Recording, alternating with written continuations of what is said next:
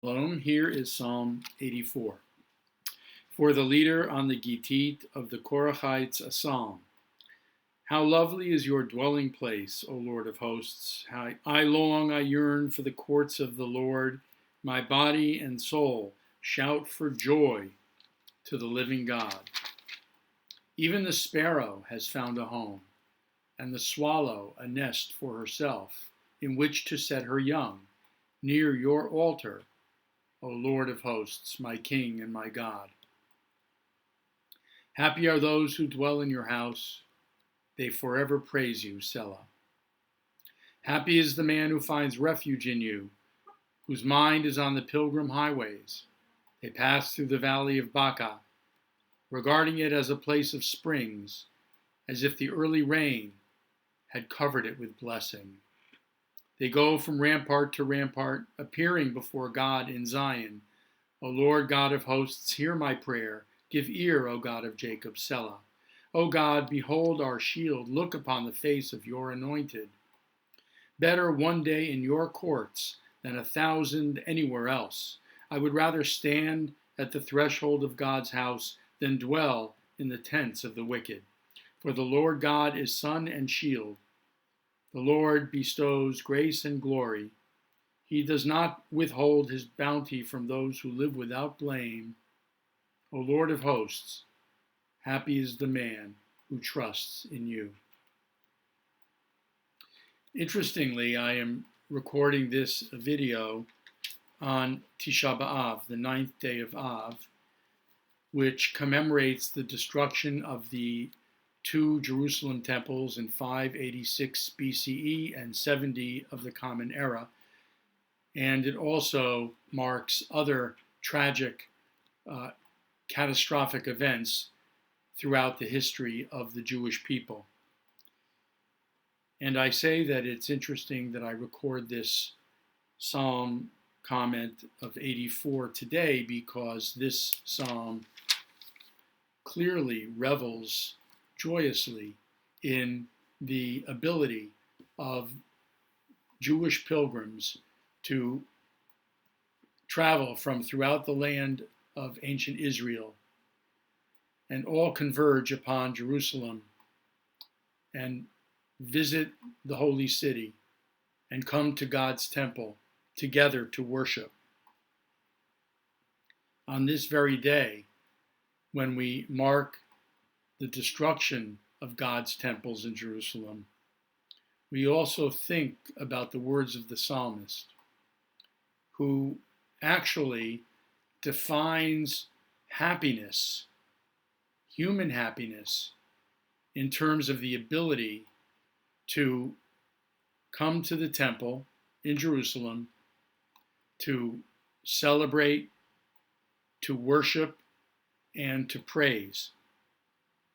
Once the temples were destroyed, it seems as if that ability would have been obliterated along with the temple itself. But that was not to happen. In 70 of the Common Era, when the Romans destroyed the temple, the Jews established a rabbinic academy in Yavne under the leadership of Rabbi Yochanan ben Zakkai. And there, Judaism would not only survive the destruction of the temple, but would flourish under the aegis of rabbinic Judaism. And so out of destruction came construction.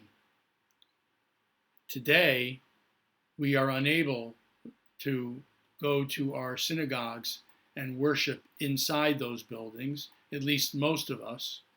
If we are able to attend our synagogues at all, it is usually for the purpose of attending some kind of outdoor gathering, an outdoor service. But to worship indoors is problematic and challenging from a health perspective because of COVID-19.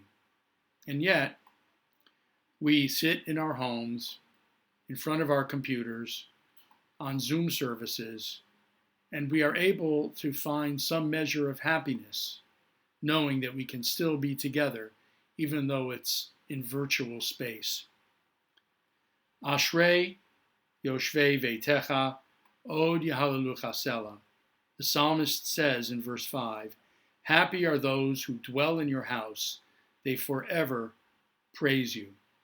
This is one of the most well-known verses in the Psalms. In fact, when you think about verses in Psalms that stand out and are well-known, it is because they have been incorporated into liturgy, into daily worship or holiday worship. They've been selected and singled out by sages and by liturgists because of their beauty, their meaning, and their spiritual power.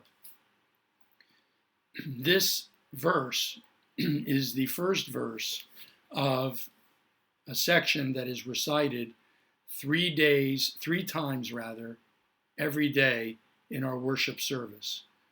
And it is often simply abbreviated or nicknamed as the Ashrei.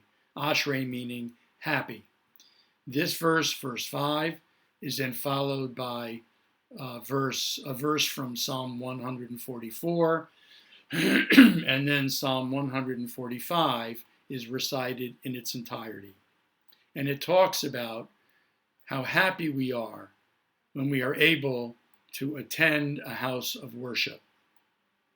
It refers back to the feelings of the original psalmist and all of the Jews and all of the pilgrims who came from far-flung areas throughout the land to celebrate and worship together in Jerusalem, and how happy they felt because they had Jerusalem and the temple on their minds wherever they were and at any time of their waking hours. They thought of God.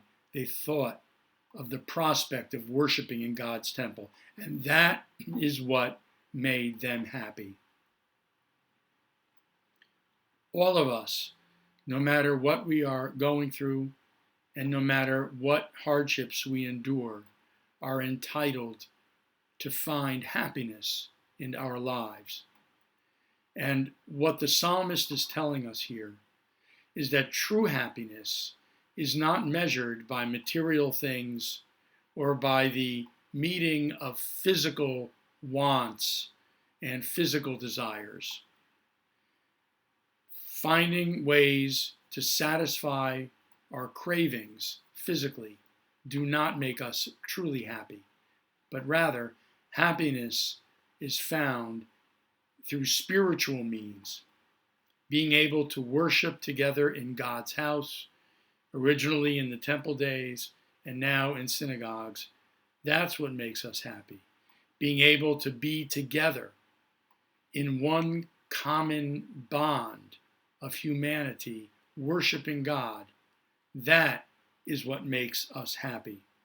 And so it is no accident or coincidence that the rabbinic sages claimed in the Talmudic tractate of Brachot that anyone who says this particular psalm, the Ashrei, followed by Psalm 145, happy are those who dwell in your house, they forever praise you. Anyone who recites that section 3 times a day gains a place automatically in Olam Haba, in the world to come. This is not meant to be taken literally.